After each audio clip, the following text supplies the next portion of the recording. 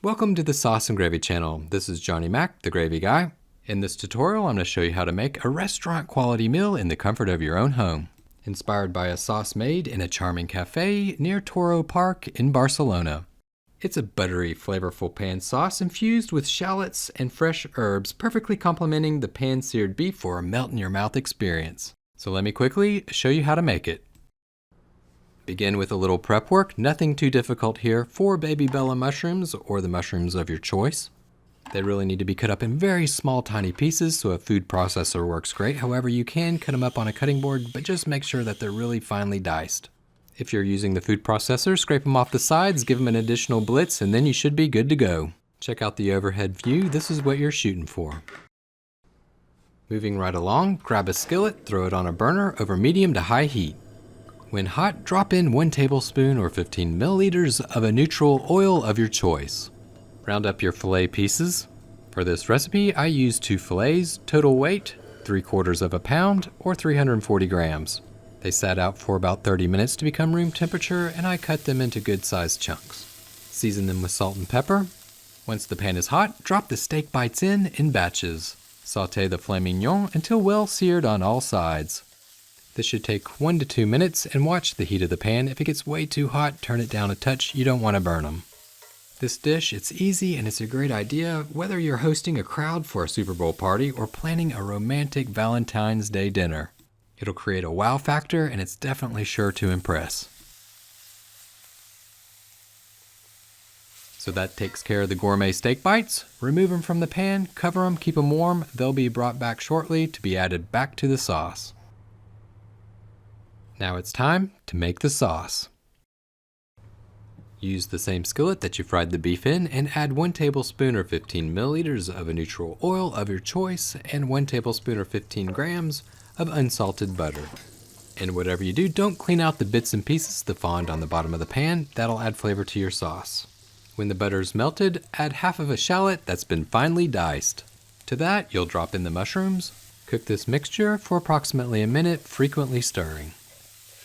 Have you ever struggled to make the perfect sauce? Wait no longer. Sauces made simply by the Sauce and Gravy channel chef, Johnny Mac, is a must for your next holiday feast or weeknight meal. Delve into a selection of savory and sweet sauces, as well as rich gravy recipes, with easy-to-follow step-by-step directions and QR codes that will take you straight to the channel's video recipes. You will be able to visualize the sauce-making process and improve your sauce-making skills while delighting your family and friends. Order now and get your copy today. Links are in the video description and comment section below.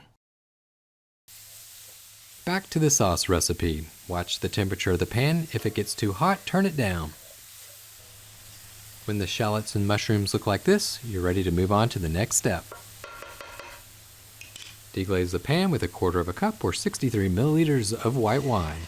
If you're not into alcohol, I would suggest using apple cider vinegar or an apple juice, or maybe even a veggie stock or a chicken stock, just to add additional flavor. Reduce the wine down over medium heat until it's nearly all gone.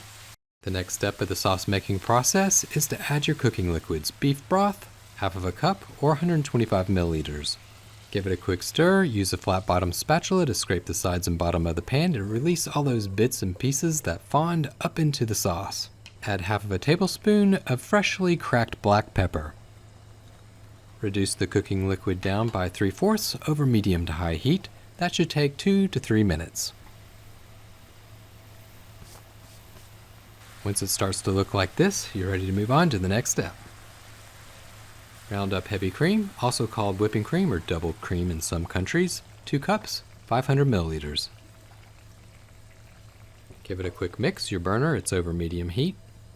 Next ingredient is a little bit different, out of the ordinary, but it adds so much flavor. Liver pate. Trust me, if you try it, I think that you'll like it. 1/2 tablespoon or 7 grams. Your burner, it's still over medium heat. Round up a flat bottom spatula, start to break up the pate and mix it into the liquid. You can even use a whisk if you like to give it a quick once over. Bring the sauce to a simmer. Once it starts to simmer, reduce the heat and cook for 5 to 10 minutes or until it's as thick as you like. So here you go, this is a good consistency. It's nice, it's thick, it coats the back of the spoon. Now you're ready to move forward with the last few steps of the process. Snag your filet pieces that were resting on the side and drop them in. Mix them into the sauce over medium heat. Try to bring the sauce back to a simmer. Whenever it starts to simmer, let it warm those beef tips up for 1 to 2 minutes, and then you can reduce the heat to low or turn it off altogether. Give the rich and creamy Toro Parc sauce a quick taste to see if you need to adjust the seasoning. Add a touch of salt, spank on some black pepper if necessary. For the final step of the process, to add a touch of color, flat leaf parsley that's been finely chopped. And that's all there is to it. Now you have tender, juicy steak bites smothered in a rich, delicious, creamy Toro Parc sauce. The only thing left to do, grab some bread and dive in. Thank you so much for watching the Sauce and Gravy channel. If you found this recipe helpful, be sure to hit that like button. And you know what? If you found it helpful, share it with your friends. They might find it helpful too. Oh, amazing. If you like sauces and gravy, smash that subscribe button and don't forget to hit the all notifications bell to stay tuned to the latest and greatest sauce making tips and techniques. Thanks again for watching. Remember, it's just you, me, and the sauces. Until next Saturday, keep whisking, y'all. Perfect.